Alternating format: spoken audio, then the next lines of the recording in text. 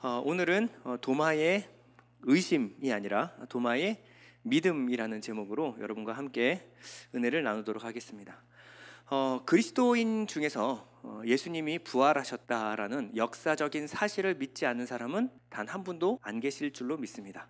우리는 예수님께서 죽으셨고 역사 가운데 실제로 부활하셨음을 믿습니다. 그러나 그저 역사적인 사실을 믿고 아는 것으로는 아무런 변화도 일으키지 못해요. 우리는 2000년 전에 죽으셨고 다시 살아나신 예수 그리스도, 과거의 예수 그리스도를 믿는 것이 아닙니다.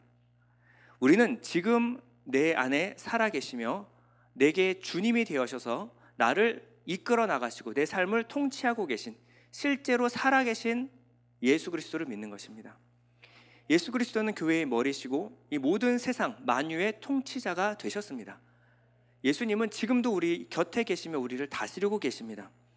이 예수님의 부활 생명이 내 안에 들어오고 내 안에서 예수 생명을 경험해야지 우리는 삶 가운데 변화가 일어나기 시작합니다.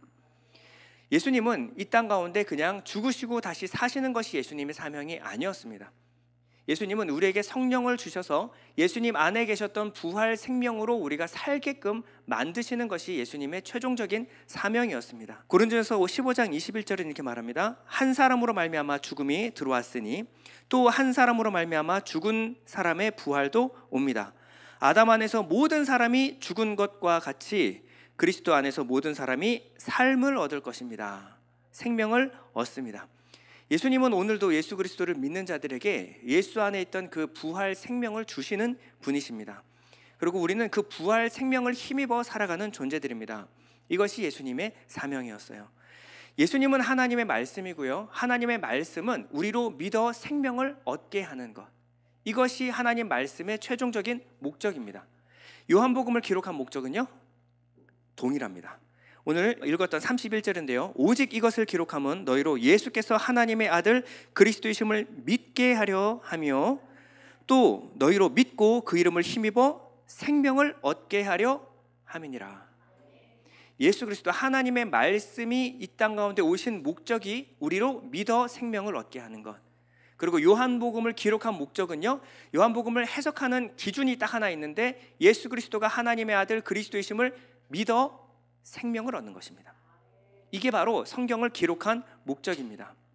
오늘 본문은요, 19절에 보시면 이날이라고 시작을 합니다. 이날은 언제냐면 예수님이 부활하신 무교절 기간 중에 있던 정규 안식일 후 안식 후 첫날, 주일이죠. 초실절 아침입니다. 이날 곧 안식 후 첫날 저녁 때에 제자들이 유대인들을 두려워하여 모인 곳의 문들을 닫았더니, 자, 예수님이 부활하셨습니다. 그런데 제자들은 문을 다 걸어 잠그고 두려워하고 있습니다. 제자들은 무엇을 두려워하고 있는 것일까요? 왜 두려워하고 있는 것일까요? 자, 베드로와 요한은 예수님의 무덤에 예수님의 시체가 사라진 것을 눈으로 직접 확인했습니다. 그런데 막달라 마리아와 뒤늦게 달려온 여자들이 있었어요. 그 여자들이 함께 예수님 무덤 안에 있던 천사들의 증언을 듣습니다. 예수님 부활하셨다라는 거예요. 그리고 이 여자들은요, 예루살렘 성으로 달려가서 예수님의 부활을 적극적으로 알리기 시작합니다. 그랬더니 예루살렘 성에 자그마한 소동이 나기 시작했어요. 그래서 이것을 군인들이 유대의 지도자들에게 보고를 합니다. 마태복음 28장 11절에서 15절인데요. 여자들이 가는데 경비병들 가운데 몇 사람이 성 안으로 들어가서 일어난 일을 모두 대제사장들에게 보고하였다. 대제사장들은 장로들과 함께 모여 의논한 끝에 군인들에게 돈을 많이 집어주고 말하였다. 예수의 제자들이 밤중에 와서 우리가 잠든 사이에 시체를 훔쳐갔다 하여라. 이 소문이 총독의 귀에 들어가게 되더라도 우리가 말 잘해서 너에게 아무 해가 미치지 않게 해주겠다. 그들은 돈을 받고서 시키는 대로 하였다. 그리고 이 말이 오늘까지 유대 사람들 사이에 널리 퍼져 있다. 유대 지도자들은요, 예수님의 시체가 없어진 것을 발견했어요. 그리고 여자들이 예수님이 부활했다라고 증언하기 시작합니다. 가장 큰 위협입니다. 이 유대 지도자들에게 예수 그리스도는 죽여야 될 가장 위험한 인물이었어요. 근데 이 인물이 가장 죽여야 되겠다고 마음을 먹은 사건이 무엇이냐면 나사로의 부활 사건이었습니다. 안진뱅이를 일으키고 나면서부터 소경된 자를 치유하는 것까지는 이해해요. 그런데 죽은 자를 살리는 것은 역사 가운데 단 한 번도 일어나지 못한 일입니다. 이것은 하나님만 하실 수 있는 거예요. 지금도 유대인들은 죽은 자에게 생명을 줄 수 있는 것은 오직 하나님밖에 없다라는 믿음이 있습니다. 그런데 예수께서 나사로를 살리신 거예요. 근데 더 큰 문제가 터졌습니다. 이 죽으셨던 예수께서 살아나신 거예요. 이거는 어떻게 할 수가 없는 겁니다. 무덤 문을 열고 죽었던 예수님께서 다시 살아나셨다. 이건 가장 큰 위협입니다. 그랬더니 돈을 주고 사주하여 병사들에게 헛소문, 거짓 소문을 퍼뜨려라. 어떻게? 제자들이 시체를 훔쳐가 놓고 부활했다고 거짓말을 하고 있다. 너희들이 이 거짓말을 퍼뜨려라. 너희 제자들이 거짓말하는 거야. 그러면요, 이 소문이 퍼지게 되면 지금 가장 위험한 사람들이 누굽니까? 제자들이겠죠. 왜냐하면 로마법에 의해서 처형당한 사형수의 시체를 훔쳐가서 부활했다라고 거짓 소문을 퍼뜨리면요, 이들은 다 잡혀가서 신문을 당하게 됩니다. 네가 숨겨간 그 시체 어디 있느냐는 거예요. 이 시체를 끌고 와서 사람들 만천하에 부활한 게 아니라 여기 있다, 이러는 순간 끝나는 겁니다. 거짓말은요. 근데 이것을 못 찾는 순간 한 명씩 죽여나가는 거예요. 니네들이 숨겨놓은 시체 빨리 갖고 오라는 거죠. 이렇게 되면요, 제자들이 굉장히 큰 위협에 처하게 된 거예요. 그래서 제자들은 두려움에 떨고 있는 겁니다. 두려워하고 있는 제자들에게 막달라 마리아와 그리고 요한나, 야고보의 모친 마리아가 찾아와서 말합니다. 예수님 부활하셨다니까요. 왜 여기서 숨어서 두려워하고 있습니까? 예수님 부활하셨습니다. 우리가 천사들의 증언을 받고 부활하신 예수님을 직접 만났습니다. 그랬더니 이 11 제자들은 어떻게 말할까요? 헛소리 하지 마라. 헛소리 하지 마. 너희들이 이상한 소리 하고 다니니까 지금 우리가 이렇게 위험한 상황에 처해진 거야. 여자들이 좀 조용히 해야지. 도대체 무슨 소리를 하고 다니는 거야? 예수님이 부활했다는 게 도대체 말이나 돼? 이런 얘기를 하고 있는 거예요. 누가복음 24장 9절입니다. 무덤에서 돌아가 이 모든 것을 11 사도와 다른 모든 이에게 알리니 이 여자들은 막달라 마리아와 요한나와 야고보의 모친 마리아라. 또 그들과 함께한 다른 여자들도 이것을 사도들에게 알리니라. 사도들은 그들의 말이 허탄한 듯이 들려 믿지 아니하나. 우리는 점잖게 번역했지만 헛소리라고 해요. 헛소리 하지 마. 너희들 때문에 지금 우리가 굉장히 곤란한 지경에 처해졌어. 그런데 몇 시간 후에 이 여자들뿐만 아니라 엠마오로 가던 두 제자가 이 제자들을 찾아옵니다. 그래서 예수님 부활하셨다. 부활하신 예수님 우리가 만나 뵙고 예수님과 함께 그 떡을 떼었다. 이 얘기를 하고 있어요. 마가복음 16장 12절입니다. 그 후에 그들 중 2 사람이 걸어서 시골로 갈 때에 예수께서 다른 모양으로 그들에게 나타나시니 2 사람이 가서 남은 제자들에게 알리었으되 역시 믿지 아니하니라. 도저히 믿을 수 없다라는 거예요. 예수님 부활은 도저히 믿을 수 없다라는 거예요.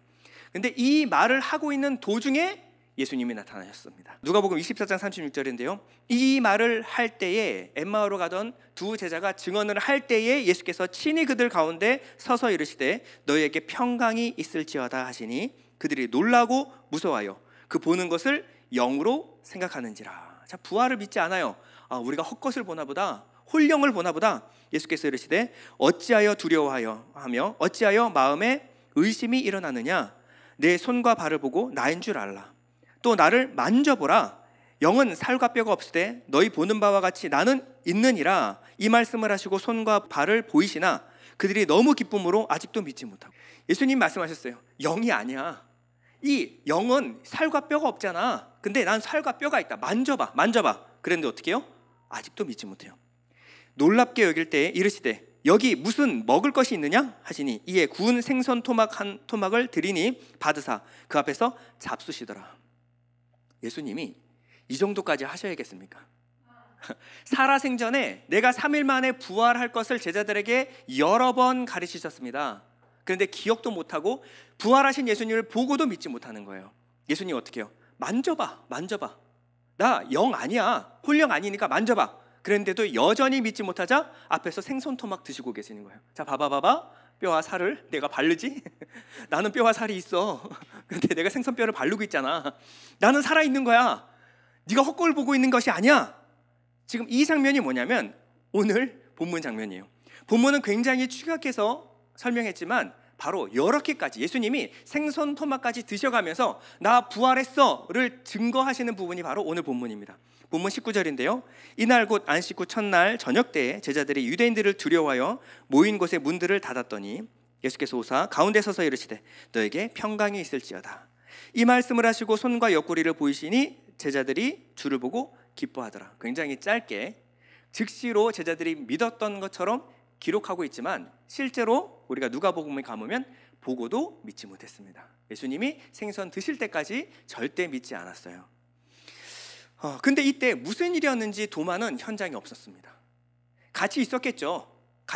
그런데 잠깐 자리를 비우는 사이 예수님이 나타나신 거예요. 24절입니다. 12 제자 중에 하나로서 디두모라 불리는 도마는 예수께서 오셨을 때 함께 있지 아니한지라. 그런데 도마가 잠깐 자리를 비우고 들어왔는데 제자들이 갑자기 입을 맞춘 듯이 얘기합니다. 예수님, 부활하신 예수님이 왔다 가셨어. 도마는 이상한 거예요. 아니, 어떻게 그런 일이 있을 수 있어? 내가 잠깐 자리를 비우는 사이 부활하신 예수님 여기 오셨다고? 25절입니다. 다른 제자들이 그에게 이르되 우리가 주를 보았노라 하니 도마는 그들의 말을 도저히 믿을 수가 없었습니다. 그래서 이렇게 말합니다. 도마가 이르되 내가 그의 손에 못자국을 보며 내 손가락을 그 못자국에 넣으며 내 손을 그 옆구리에 넣어보지 않고는 믿지 아니하겠노라 하니라. 요 한마디 때문에 지금까지 도마는 의심 많은 도마. 의심 많은 사람 하면 도마고, 도마 하면 의심 많은 도마. 이렇게 찬양도 우리가 지어서 부르면서 도마는 의심이 많았던 사람이라는 오명을 벗지 못하고 있습니다. 그래서 이 본문에 우리가 얻어야 될 교훈이 보통 이렇게 통일이 돼요. 우리는 의심 많은 도마와 같이 의심하지 말고 눈으로 보지 않아도 우리는 믿는 믿음의 사람이 되어야 하겠다. 이렇게 보통 이렇게 하는데요.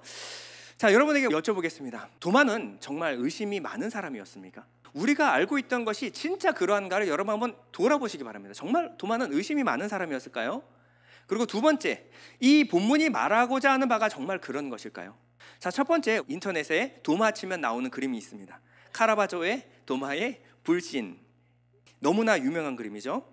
이 그림은요 16세기의 천재 화가인 카라바조라는 사람, 정확히 말하면 카라바조가 아니고요 미켈란젤로입니다. 미켈란젤로 메리시라고 하는데, 미켈란젤로가 너무 유명하니까 그 이름을 못 쓰고 그 출신 지명인 카라바조가 이 사람의 별명이 되었습니다. 그래서 이 사람을 카라바조라고 불러요. 이 그림을 그린 이 카라바조는요 천재적인 화가임은 분명합니다. 사진을 찍은 것 같이 그림을 그렸죠. 그런데 이는 끝까지 예수님을 믿지 않은 비그리스도인이었어요. 이 사람은 약간 미친 사람이었습니다. 그런데 돈을 받고 성화를 그려준 거예요. 그림을 너무 잘 그리니까 돈을 많이 주고 그리고 그림을 그려준 거예요. 그러니까 이 사람의 그림에 모든 성화에 보면 굉장히 어둡고 침울한 그림이 그려져 있습니다. 그리고 결국 이 사람은 사람을 죽이고 그리고 결국에 객사했어요. 30세의 나이에. 천재들의 특징이죠. 30세의 나이에 사람 살인자로 도망다니다가 결국 객사해서 죽게 됩니다. 우리가 이 그림을 보고 도마는 참 의심이 많은 사람이다. 예수님의 그 창자국 못자국을 손으로 이렇게 넣어보고 그래야 믿는 그런 도마가 아니겠는가. 여러분에게 진지하게 한번 물어보겠습니다. 여러분, 오늘 본문이 도마가 나오는 전부입니다. 이 장면이에요. 이 본문에 도마가 손가락을 예수님의 창자국과 못자국에 넣었다라는 말이 나옵니까 안 나옵니까? 안 나와요. 이것은 카라바조의 상상력입니다. 안 나와요. 카라바조의 그림처럼 진짜 도마가 예수님의 상처에다가 손을 넣고 휘휘 저었다, 전혀 그런 얘기 안 나옵니다. 성경적인 얘기가 아니에요. 그러면 예수님의 부활을 도마만 믿지 못했나요? 제가 앞에 쭉 설명드렸죠. 제자들은요 예수님이 나타났음에도 불구하고 믿지 않았습니다. 부활하신 예수님을 보았음에도 불구하고 믿지 않았어요. 창자국과 못자국을 보여줬음에도 불구하고 믿지 않았어요. 이들은요 만져봐라 했는데 믿지 않았어요. 그래서 생선 토막 드셨을 때 예수님인가 보다 라고 믿었습니다.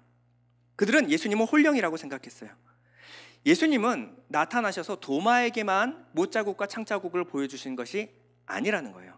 자, 본문 20절과 25절을 한번 비교해 볼게요. 예수님이 나타나셔서 무엇을 했는지. 이날 곧 안식 후 첫날 저녁 때에 제자들의 유대인들을 두려워해 모인 곳에 문들을 닫았더니 무서워서 문을 닫았어요. 예수께서 오사 가운데 서셨습니다. 1번. 자, 예수님 뭐 하셨냐면 그들 가운데 서셨어요. 2번.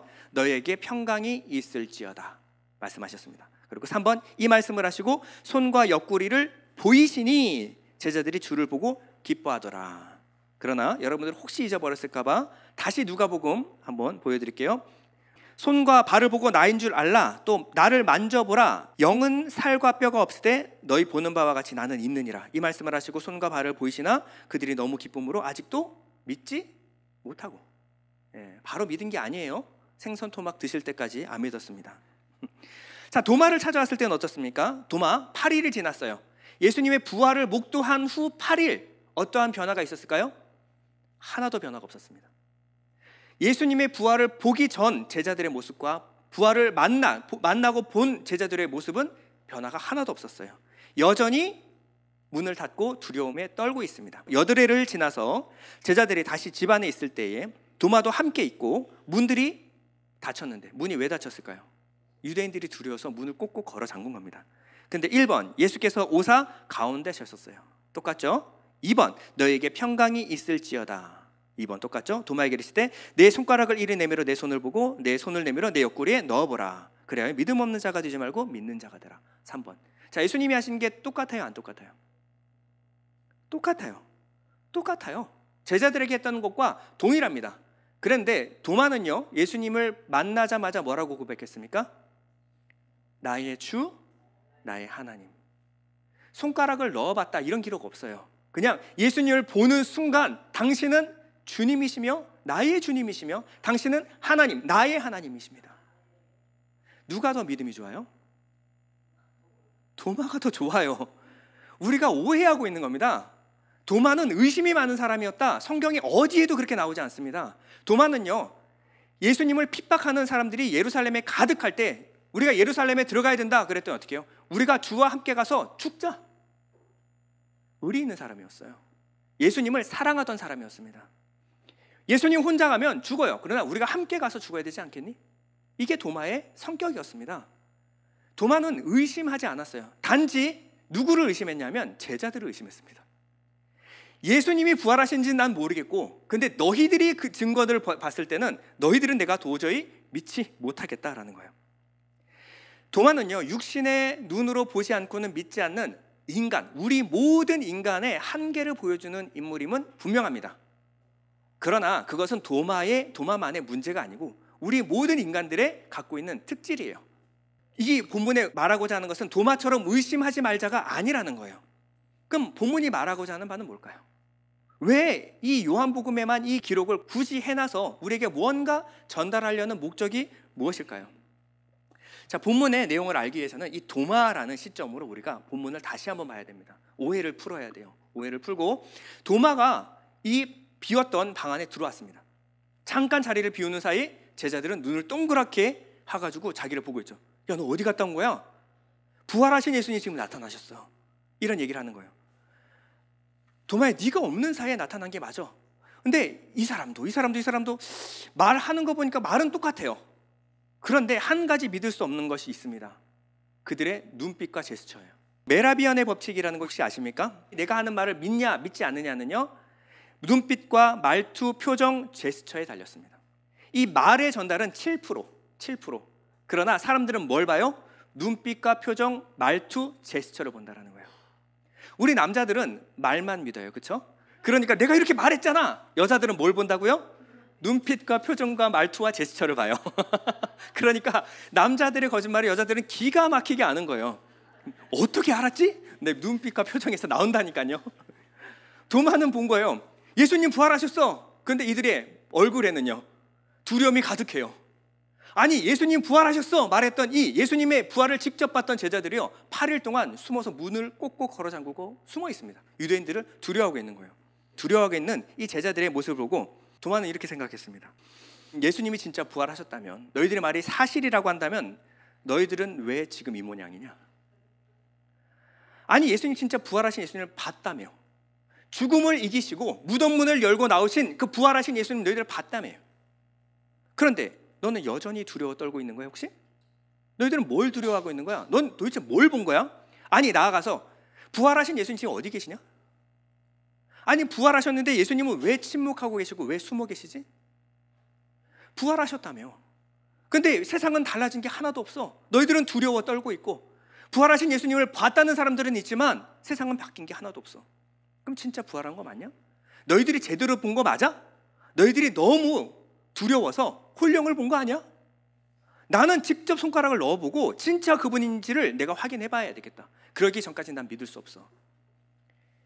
그렇다면 여러분, 이 도마의 의심이 정말 너무 지나친 의심일까요? 저는 합리적인 의심이라고 봅니다. 자, 도마의 말을 그렇게 한번 다시 읽어보겠습니다. 25절입니다. 도마는 그들에게 나는 내 눈으로 그의 손에서 못자국을 보고 내 손가락을 그 못자국에 넣어보고 또 내 손을 그의 옆구리에 넣어보지 않고서는 믿지 못하겠어. 자, 무엇을 믿지 못하겠어요? 너희들 말 못 믿겠어 라는 거예요. 저는 기독교 집안에서 자라왔습니다. 목회자 자녀로 자라왔어요. 제가 인식이 있을 때, 의식이 있을 때 이후로 저에게서 예수님이 없었던 적은 없습니다. 저는 어려서부터 지금까지 교회 안에서 자랐어요. 저는 예수님의 죽으심과 부활을 추호도 의심하지 않습니다. 어릴 때부터 그렇게 당연하듯이 믿어왔어요. 저는 예수님이 이 땅 가운데 역사적으로 오지 않았다, 부활한 것을 의심하는 사람들을 의심했어요. 도대체 그걸 어떻게 의심할 수가 있지? 저는 그들이 믿어지지가 않았어요. 저는 예수님의 부활이 확실히 믿어졌습니다. 그런데 한 가지 저의 의구심은 있었어요. 시간이 지나고 신앙생활을 하면서 예수 믿는 사람들에 대해서 의구심이 생겨나기 시작했습니다. 예수님이 진짜 부활하셨고 우리의 주님이 되셨다면, 우리가 믿고 있는 복음이 그 부활 생명이 내 안에 들어와 그 부활 생명으로 살아가는 것이 기독교라고 한다면 왜 저들의 삶에는 변화가 없지? 아니, 예수님을 믿고 부활하신 예수님을 체험했다는 사람들이 왜 여전히 세상을 두려워하지? 왜 삶에 변화가 없지? 예수님이 내 안에 살아계신데 여전히 세상 사람들과 똑같이 돈을 사랑하고 세상 사람들과 똑같이 세상의 즐거움을 사랑해요. 아니, 예수님 만났다며, 부활 생명이 내 안에 있다며. 그런데 그들은 예배 드릴 때와 달리 살아갈 때는 세상 사람들과 섞여서 도저히 찾아낼 수가 없어요. 어디 예수 믿는 사람이 있는지를 찾아낼 수가 없습니다. 보는 것이 똑같아요. 가는 것이 똑같습니다. 의구심이 들었어요. 정말 예수님 부활하신 거 맞나? 정말 부활한 것을, 예수님의 부활을 생명으로 받아들이는 사람들이 맞을까? 만약에 그렇다고 한다면, 저들이 말이 사실이라고 한다면 부활은 무슨 의미가 있지? 그들의 삶조차 하나도 바꾸지 못하는 이 부활 생명이 무슨 의미가 있지? 내가 믿고 있는 예수님이 무슨 의미가 있지? 저는 의구심이 들었어요. 시간이 지나면서 생각했습니다. 기독교인들 중에 솔직하지 못한 사람들이 많구나. 믿어지지 않는데 믿는다고 말하고, 부활을 경험하지 못했는데 경험했다고 말해요. 안 믿어진다 그러면 구원 못 받았다 그러고, 부활 체험하지 못했다 그러면 지옥 간다 그러니까 말을 못하는 거예요. 여러분, 제가 예전에 한번 이런 예를 들은 적이 있습니다. 친구를 기다리고 있는데 친구가 한 30분 늦게 왔어요. 야, 너 뭐 하다가 이렇게 늦게 왔어? 미안해, 오다가 10톤 트럭에 치였어. 정말? 그래가지고 툭툭 털고 일어나가지고 오는데 한 30분 정도 늦었어. 멀쩡해요. 거짓말일까요? 아닐까요? 거짓말이죠. 아니, 10톤 트럭에 치였는데, 정면으로 치였는데 사람이 어떻게 멀쩡할 수가 있어요? 다리 하나 안 절고 올 수가 있습니까? 그럴 리가 없죠. 여러분, 우리가 살면서 하나님을 만났습니다. 근데 어떻게 변화가 없죠? 우리가 하나님의 생명이 우리 안에 들어오는 경험을 했어요. 그런데 그럴 수도 있고 아닐 수도 있고 잘 모르겠는데요. 예수 믿었어요? 생명이 내 안에 있어요? 있는 것 같기도 하고 없는 것 같기도 해요. 거짓말하는 거죠. 이렇게 말해봐야 되는 거예요. 그게 가능할까요? 여러분, 우리 안에 계신 성령은요, 신비한 능력이 아닙니다. 홀령이 아니에요. 왔다 갔다 하시는 분이 아니라 하나님이십니다. 그럼 하나님이 내 안에 삶에 들어왔다라고 하는 것은 내 삶의 주인은 이제 하나님이 되신 겁니다. 근데 그 전과 후의 삶이 변화가 없다. 가능할까요? 저는 기독교인들 중에서 많은 분들이 뭔가를 두려워하는 것 같아요. 기존 신앙에 대해서 질문을 던지는 것을 두려워합니다. 그분들의 순수한 신앙에 의심하는 것, 이게 굉장히 무례하다라는 생각이 있는 것 같아요. 내가 의심하면 이 신앙을 열심히 믿고 있는 사람들한테 내가 무례한 행동을 하는 거다, 이런 생각을 하는 것 같아요.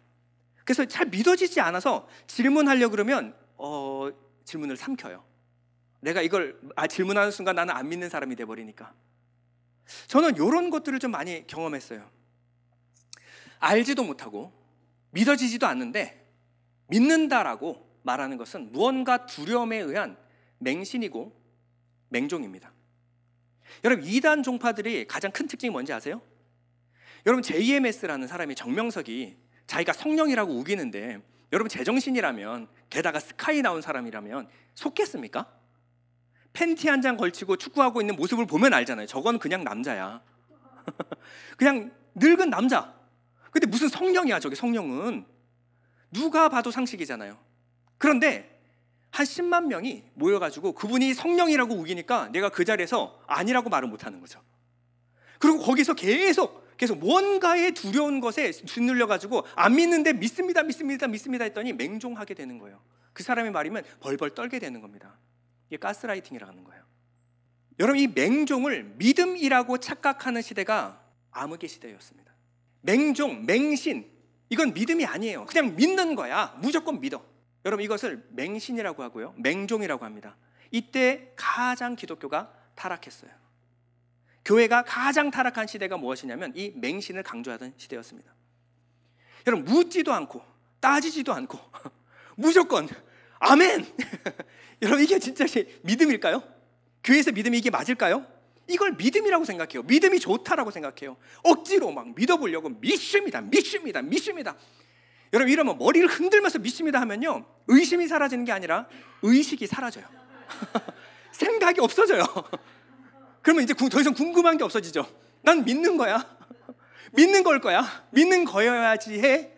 반드시 믿는 거일 거야. 이걸 믿음이라고 생각해요. 이걸 자기 쇠뇌라고 합니다. 자기 쇠뇌, 최면, 자기 최면이라고 해요. 만약에 여러분들이 믿는다라는 이것이 세계 7대 불가사의 뭐 이런 거 있죠. 믿어지지 않는데 눈앞에 있으니까 어떻게 해요? 믿을 수밖에. 그러니까 이런 7대 불가사의를 믿던지, 아니면 UFO의 존재나 뭐 산타 할아버지를 내가 믿느냐 안 믿느냐, 요거는 그 개개인의 정신건강에 좋은 대로 하십시오.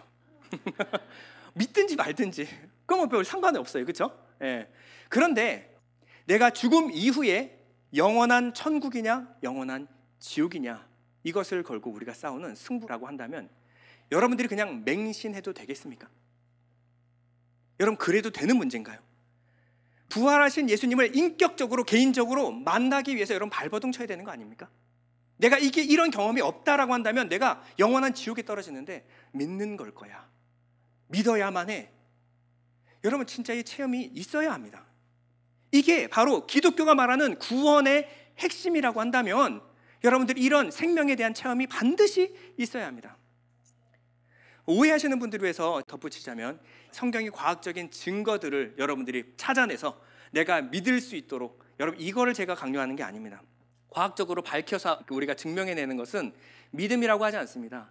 그것은 현실 인식, 사실을 인식한다. 사실 인식이에요. 지식입니다.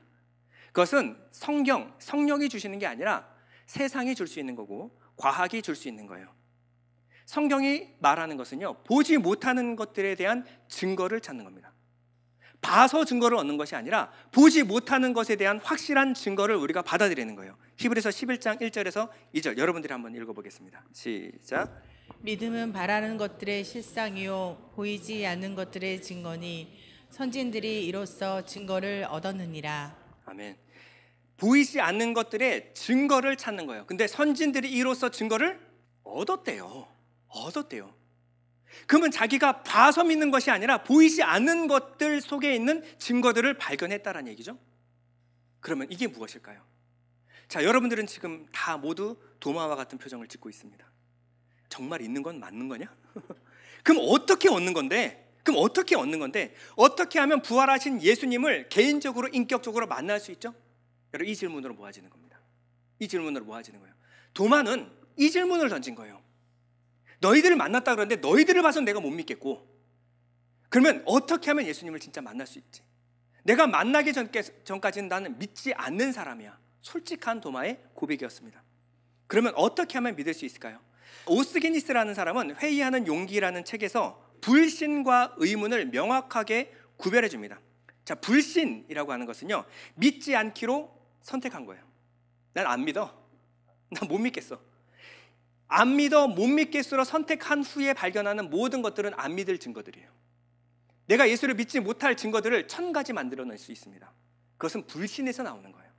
내가 어떻게든 이것이 잘못됐으면 내가 밝혀내고 말겠어. 이걸 불신이라고 한다면, 의문이라고 하는 것은 믿으려고 하지만, 믿고 싶은데 무언가 내가 믿을 수 없는 것들에 대해서 끊임없이 질문하는 겁니다. 그러면 이것은 무엇이냐? 생각하는 거예요. 묵상하는 겁니다. 그리고 연구하는 거예요.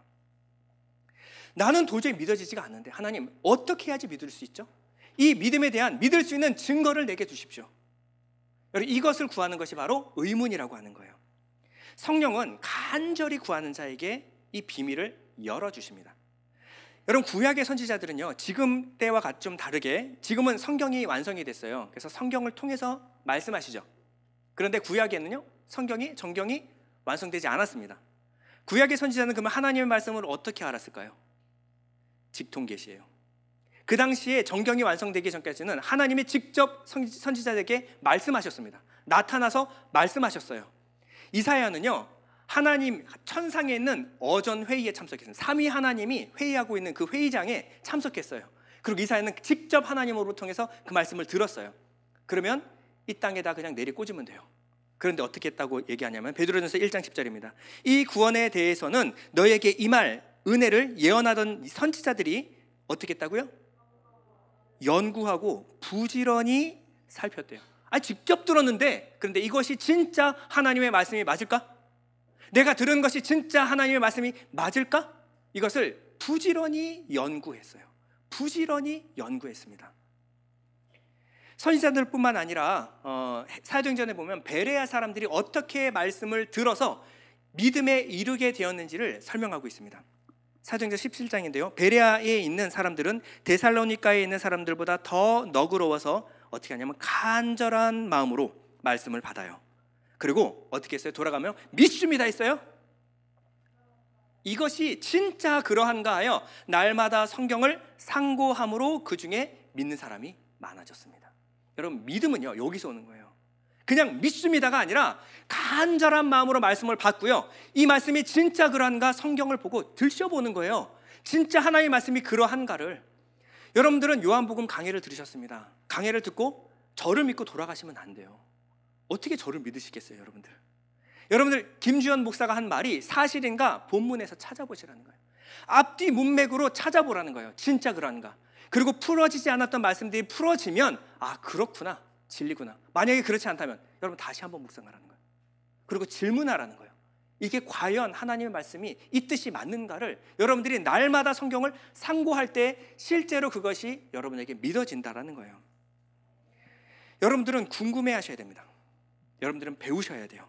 그리고 여러분들은 이 생명을 체험한 자만, 이 생명을 경험한 자만 구원에 받을 수 있다라는 것이 우리의 믿음이라고 한다면, 진짜 믿어질 때까지, 진짜 경험될 때까지, 진짜 체험질 때까지 여러분들은 질문하고 파고드는 수고를 반드시 하셔야 됩니다.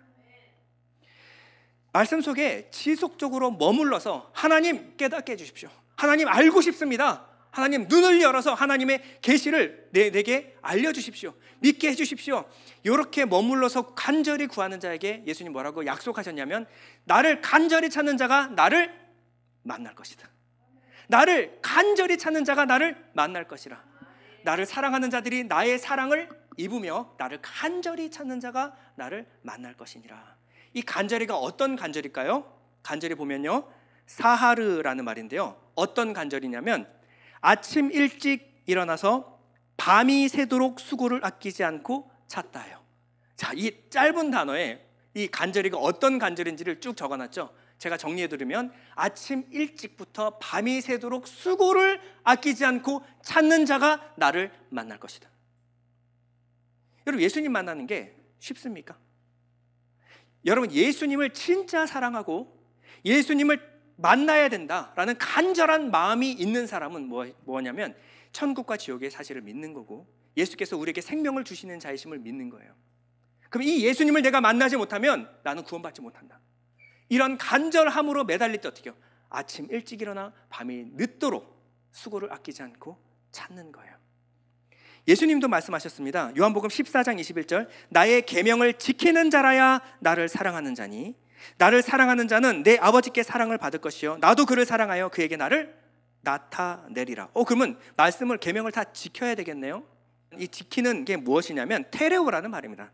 테레오. 시선을 계속 둠으로 감시하고 시선을 고정하고 억류하는 거예요. 시선이 딴 데로 가지 않도록 말씀, 내 계명에 꽂혀 있는 겁니다. 이 사람이 뭐냐? 이게 나를 사랑하는 거예요. 말로만 나를 사랑한다라고 말하지 말고 너희들이 진짜 나를 사랑한다면 너희들의 시선이 하나님 말씀에 꽂혀 있어야 돼요.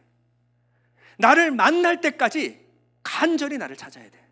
그러면 내가 그에게 나를 나타내리라. 다시 본문으로 돌아갑니다. 도마는요, 부활하신 예수님을 못 만났어요. 잠깐 자리 비우는 사이에 부활하신 예수님이 왔다 가셨습니다. 이들의 모습을 봤을 때는 도저히 못 믿겠고, 그런데 나는 만나야겠습니다. 예수님이 부활하셨다 부활하지 않았다는 것은 내 사생 결단을 걸고 굉장히 가장 중요한 문제이기 때문에 도마는 그 다음부터 이 방을 떠나질 않습니다. 나는 주님 만나야 돼. 주님 만나야 돼. 직접 만나는데 내가 손가락을 넣어보지 않고서는 내가 진짜 예수님 믿을 수 없어. 나는 반드시 내 눈으로 직접 예수님 만나야 돼. 그리고 8일 동안 딴 데도 안 가요. 화장실 갈 때도 짧게 다녀왔을 것 같아요. 아니면 요강을 사다 놨을지도 몰라요. 남자들끼리 있으니까 어때요? 난 여기 절대 자리 안 비울 거야. 절대 자리 안 비울 거야. 도마는 끊임없이 기다렸습니다. 남들 두려워할 때 도마는 기다렸습니다. 이 기다림 끝에 예수님이 도마에게 나타나신 거예요. 아브라함과 이삭과 야곱의 하나님으로 나타났어요. 이 예수님은 그저 살아생전에 봤던 그 스승이 아니라 모세를 만나줬던 그 하나님의 모습으로, 그리고 사울을 바울로 뒤바꿨던 그 부활의 광채로 나타나셨어요. 나타나자마자 도마는 다른 건 물어보지 않아요. 나의 주님, 나의 하나님이십니다. 당신은 주님이고 당신은 하나님 아니에요. 당신은 이제 나의 주님이시고 당신은 나의 하나님이십니다. 도마는 이 만남으로 인해서 인도까지 가서 결국 창에 찔려 순교할 때까지 예수님을 증거합니다. 다른 제자들과 더 한 발짝 나가서 바벨론까지 내려가고요. 그리고 바벨론 넘어서 인도 남부지방까지 내려갑니다. 이방인들이요. 힌두교 제사장하고 격돌했어요. 부딪혔어요. 신문을 당합니다. 절대 부인하지. 내가 만난 주님을 부인할 수가 없다. 그리고 마지막 창에 찔려 죽을 때까지 나의 주, 나의 하나님을 고백했습니다. 여러분, 이러한 만남이 있어야 되는 거예요. 이런 만남이. 다른 사람들이 말한 주, 다른 사람들이 말하는 하나님 말고 나의 주, 나의 하나님. 이것이 구원입니다. 여러분, 우리는 예수님을 믿는다라고 말해요. 예수님을 믿는다, 그저 내 의식적으로 믿는 것이 아니고 믿는다라고 하는 것은요, 끊임없이 성경을 상고하고 묵상하는 것입니다. 그리고 믿어질 때까지 머무는 것, 여기서 믿음이 생성되는 거예요. 이 도마는요, 주님을 고백할 때 그저 하나님이 아니라 나의 주님으로 고백했어요. 근데 이 정황과 문맥으로 봤을 때 어떤 주님이냐면, 이제 너는 믿는 자가 되라라고 했을 때 나의 주님이라고 그랬어요. 무슨 말이냐면요, 도마는 기다렸습니다. 머물렀어요. 주님이 나타날 때까지 간절히 기다렸습니다. 그런데 어떻게 해요? 주님이 기어코 나타나셨어요. 누구를 위해서? 도마 한 사람을 위해서. 도마 한 사람을 위해서. 어떤 고백이요? 주님은 나를 믿게 하시는 분이십니다. 주님은 나를 믿게 하시는 분이십니다. 나를 위하여 나타나시고 당신은 나의 하나님으로 드러나셨습니다. 그럼 이 믿음은, 여러분, 믿음은요, 내가 간절히 머무는 게 첫 번째. 그러나 아무리 머물러도 주님이 계시하지 않으면요, 우리는 알 수 없습니다. 우리 기독교는요, 내가 열심히 탐구해서 깨달아지는 것이 아니라 계시의 종교예요. 예수님이 자신을 드러내지 않는 이상 우리는 깨달을 수 없어요. 우리는 간절히 매달리는 것까지는 우리가 할 일이에요. 그러나 주님이 자신을 드러내지 않고서는 절대 우리가 알 수 없습니다. 근데 만약에 여러분들이 그것이 깨달아지고 알아지고 믿어진다면요, 여러분이 하는 것이 아닙니다. 여러분 안에서 예수님께서 믿음을 시작하신 거예요. 그리고 믿음의 주요, 믿음을 시작하신 분이 온전케 하시는 것까지, 시작, 과정, 완성까지 누가 하신다고요? 예수께서. 믿음의 주요 온전케 하시는 이인 예수를 우리가 바라보는 것입니다. 이것을 예수 믿는다라고 하는 거예요.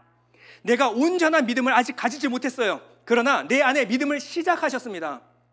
이 착한 일을, 선한 일을 시작하신 이가 그리스도 예수의 날까지 이루실 줄을 나는 확신하는 겁니다. 예수께서 시작하셨으니 연약한 믿음을 이끌어 온전한 믿음에 이르게 하실 것입니다. 요한복음은 이렇게 말합니다. 13장 1절인데요. 유월절 전에 예수께서 자기가 세상을 떠나 아버지께로 돌아가실 때가 이른 줄 아시고 세상에 있는 자기 사람들을 사랑하시되 끝까지 사랑하시니라. 요한복음은요, 믿음 없는 빛이 어둠에 비치되 어둠이 깨닫지 못하더라. 자기 백성에게 왔으나 영접지 아니하더라로 시작해요. 그런데 예수님이 끝없이 나타나십니다. 믿을 때까지 나타나요. 그리고 베드로에게 찾아가십니다. 베드로야, 너 나를 사랑하니? 나를 사랑하니? 나를 사랑하니? 이 사랑을 확인하시는 작업이 뭐예요? 예수 그리스도를 사랑하고 믿어야 베드로가 구원을 받습니다. 우리를 사랑하시고 끝까지 믿게 하시는 예수 그리스도의 끈질긴 사랑이 없었으면 우리는 믿을 수 없습니다. 그런데 우리에게 믿음을 시작하시고 주님은 간절히 찾는 자에게 끝없이 나타나십니다. 끝없이 나타나셔서 믿음을 주시는 거예요. 이것이 바로 예수 그리스도의 사랑. 이게 없었으면 우리는 구원에서 벗어날 수밖에 없어요. 그러나 여러분들이 간절히 찾을 때마다 주님은 반드시 내가 나타날 것이다, 반드시 나를 계시하실 것이다, 주께서 약속해 주셨어요. 마지막 29절에 보면요, 예수께서 이르시되 너는 나를 본고로 믿느냐? 보지 못하고 믿는 자들은 복되도다 하시니라. 지금의 도마는요, 어떤 믿음이냐면 구약의 믿음입니다. 구약의 믿음이에요. 아직 예수님을 봐야 믿을 수 있는 구약의 믿음이에요. 근데 이들이 언제부터 온전한 믿음, 보이지 않는 것들의 증거를 찾은 이 보이지 않는 것을 믿는 믿음의 시대가 되었죠? 성령이 임하셨을 때. 이 복은요, 생명에 관한 언어예요. 너희가 생명을 받게 되면 어떻게 된다? 보지 못하고 믿는 믿음을 가지게 될 것이다. 성령 시대를 선포하시는 거예요. 그때가 언제입니까? 지금입니다. 예수님을 내 눈앞에서 보면 내가 분명히 믿겠다. 제자들은 그러지 못했어요. 오병이어 일어났습니다. 물 위를 걸었어요. 말씀으로 풍랑을 잠잠케 했습니다. 죽은 자를 다시 살리셨어요. 믿었습니까? 그 예수를 십자가에 못 박았어요. 우리는요, 눈으로 보면 내가 믿을 수 있을 것이다. 절대 그렇지 않습니다. 기적만 쫓아가요. 기적만 쫓아가요. 그런데 예수께서 성령으로 내 안에 들어오셔야 믿게 되는 거예요. 실제로 내 삶 가운데 변화를 일으키시는 예수 그리스도를 경험해야 믿게 되는 거예요. 여러분, 우리는 성령을 받아야 합니다. 그리고 이 성령은 항상 말씀에 머물러 예수 그리스도를 만나게 해주실 거예요. 예수님 말씀하셨어요. 평강이 너에게 있을지어다. 제자들은 여전히 두려워요. 예수님 말씀하십니다. 평강이 너에게 있을지어다. 근데 여전히 또 두려워요. 그럼 이 평강은 도대체 어떻게 주어지는 것입니까? 요한복음 14장 26절입니다. 보혜사 곧 아버지께서 내 이름으로 보내실 성령, 그가 너에게 모든 것을 가르치고 내가 너에게 말한 모든 것을 생각나게 하리라. 그러고 나서 말씀하신 게 뭐예요? 평안을 너에게 끼치노니 곧 나의 평안을 너에게 주노라. 우리가 말씀을 너무 끊어 읽어요. 이 평안만 가지려고 그래요. 이 평안이 임하려면 뭐가 있어야 돼요? 성령 충만을 받아야 합니다. 내가 너에게 주는 것은 세상이 주는 것 같지 아니하니라. 너희는 마음에 근심하지도 말고 두려워하지도 말라. 어떻게 마음에 근심도 안 하고 두려워하지도 않을 수가 있습니까? 성령이 내 안에 계시면. 하나님이 나와 지금 함께 계십니다. 눈에 보이지 않지만 주님은 나와 함께 계십니다. 눈에 보이지 않지만 주님은 내 인생을 책임지고 이끌어 나가고 계세요. 주님은 나를 보호하고 계십니다. 나를 보살피고 계세요.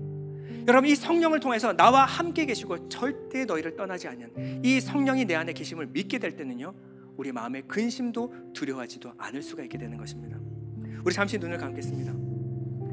여러분들은 도마와 같이 간절히 주님을 기다리고 계십니까? 주님, 내가 믿길 원합니다.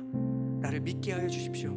여러분, 이렇게 고백할 때 성령께서 예수 그리스도의 모든 말씀을 가르치고 생각나게 해주실 것입니다. 주님, 내가 두려워하지 않기 원합니다. 내가 근심하지 않기 원합니다. 주님, 성령으로 충만케 하여 주옵소서. 잠시 기도하겠습니다.